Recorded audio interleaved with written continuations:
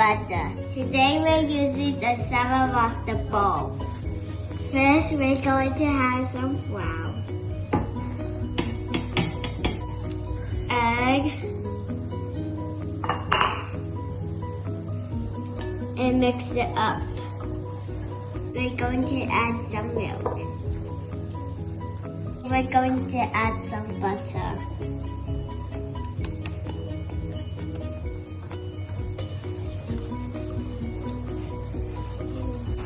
Today we're using the skillet to check the Saladmaster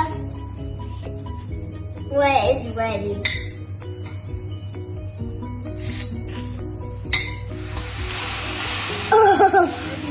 It's ready now, where the water is dancing.